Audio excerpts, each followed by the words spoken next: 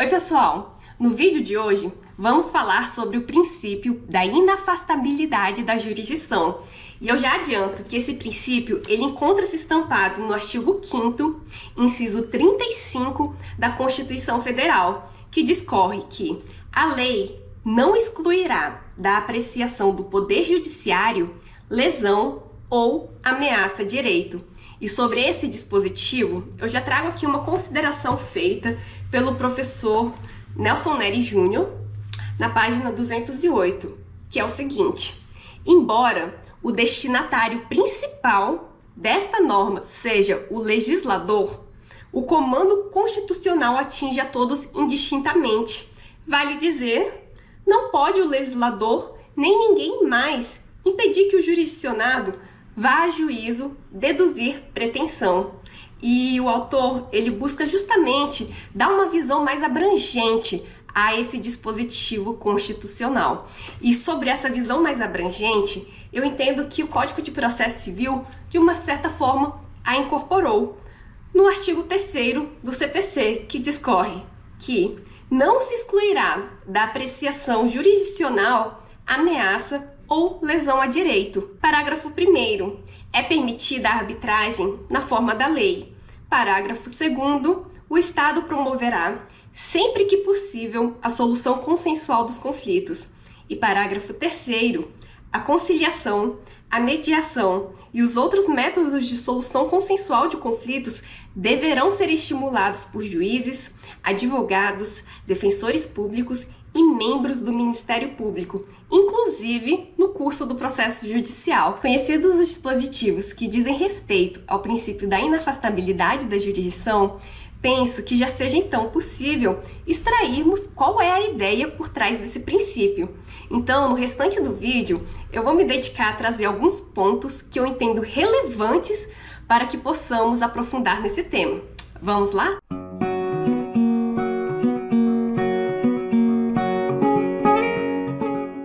Pessoal, o princípio da inafastabilidade da jurisdição compreende a viabilização da chamada tutela jurisdicional. E o que seria isso?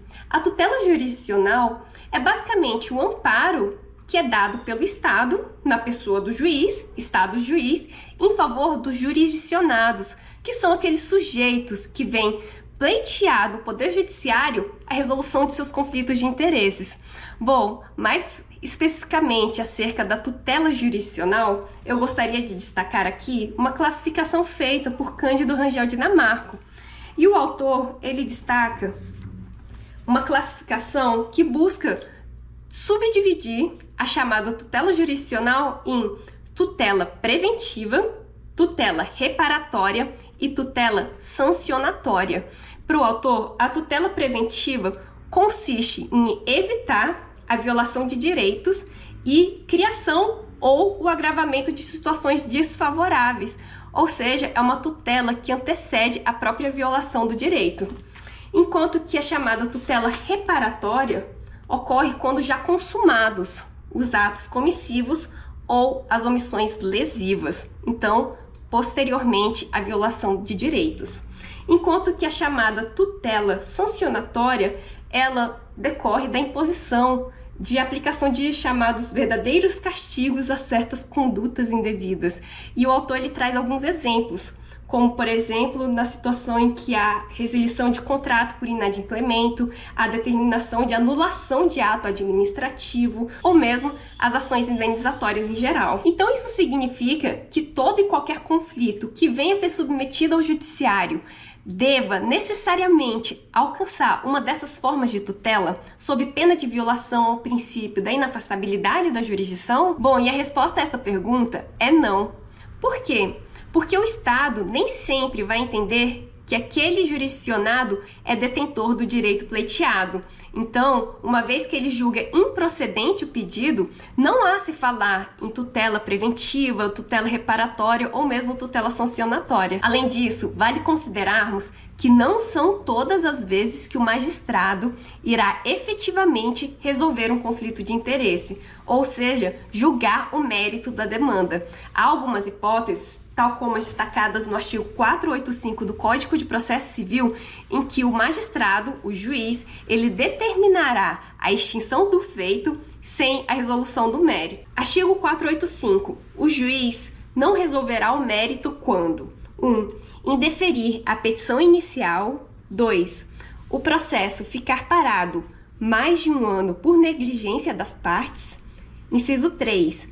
Por não promover os atos e as diligências que lhe incumbir, o autor abandonar a causa por mais de 30 dias. 4. Verificar a ausência de pressupostos de constituição e de desenvolvimento válido e regular do processo. 5. Reconhecer a existência de perempção, de litispendência ou de coisa julgada. 6. Verificar a ausência de legitimidade ou de interesse processual. 7. Acolher a alegação de existência de convenção de arbitragem ou quando o juiz arbitral reconhecer a sua competência. E 8. Homologar a desistência da ação. 9. Em caso de morte da parte, a ação for considerada intransmissível por disposição legal. E 10. Nos demais casos previstos no Código. Ainda sobre o tema deste módulo, uma pergunta que é recorrente é a seguinte: diante de uma lacuna ou mesmo obscuridade da lei, é possível que o juiz deixe de sentenciar sob esse fundamento? E a resposta a essa pergunta é não, sob pena de violação ao princípio da inafastabilidade da jurisdição.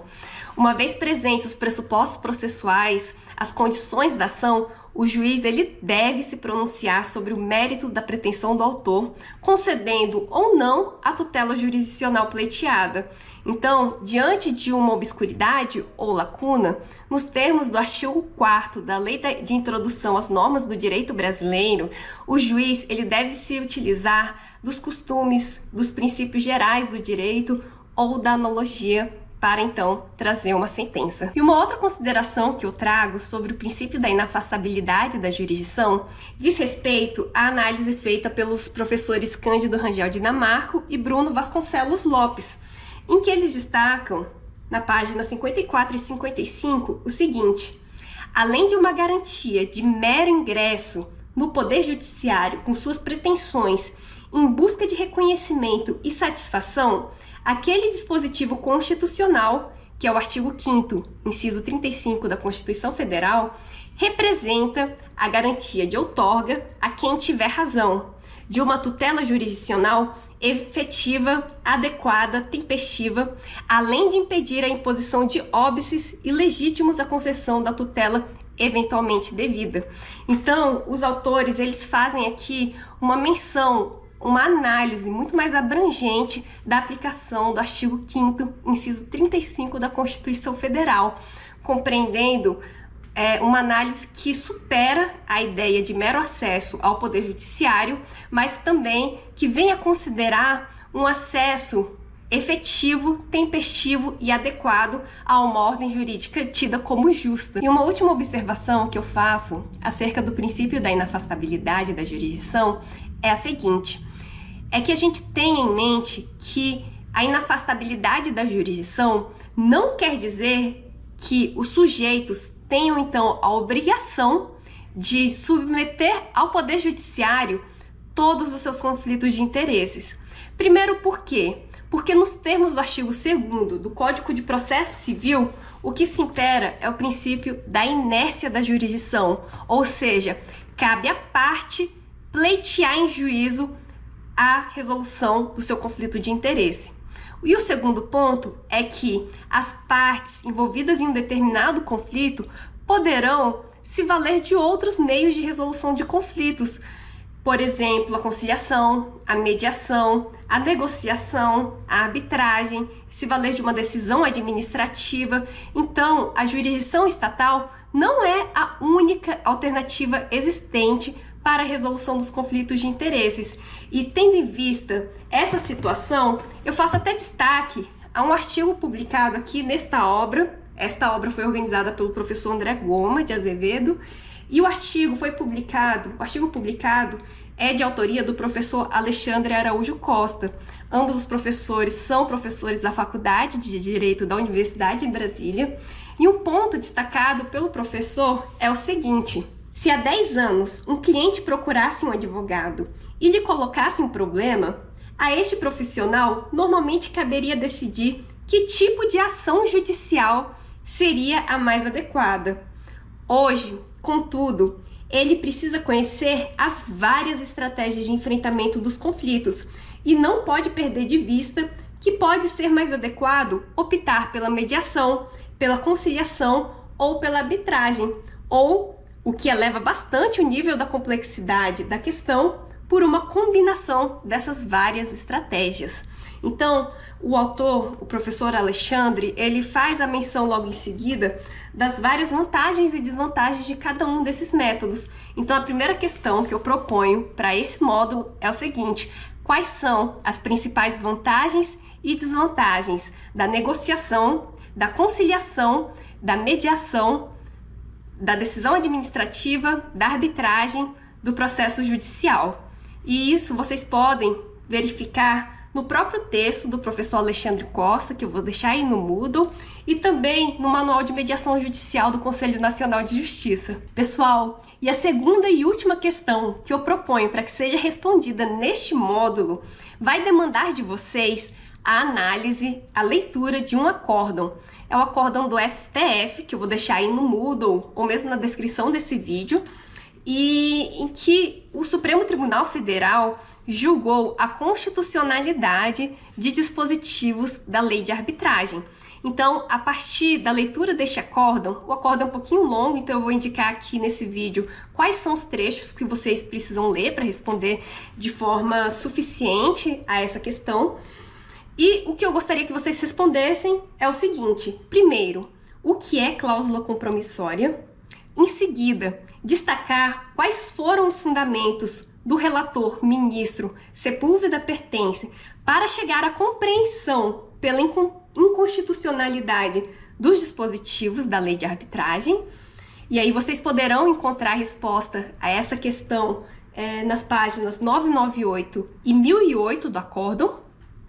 Em seguida, gostaria que vocês destacassem quais foram os fundamentos do ministro Nelson Jobim, que foi o ministro que inaugurou uma divergência, para então compreender pela constitucionalidade dos dispositivos da lei de arbitragem. E por fim, gostaria que vocês informassem se o STF julgou pela constitucionalidade ou inconstitucionalidade dos artigos 6º e 7º da lei de arbitragem. Bom, pessoal, então é isso. Essas foram as considerações que eu achei que seriam importantes destacar. E assim, é possível vocês se aprofundarem no tema a partir da leitura dos artigos que eu coloquei aí no Moodle, ou mesmo da leitura do acórdão integral do STF, que eu acho que enfrenta bastante essa temática da inafastabilidade da jurisdição, dos limites, da forma de aplicação. E é isso, qualquer coisa, fiquem à vontade para entrar em contato, WhatsApp, fórum do Moodle, e vamos nos falando. Tchau, tchau!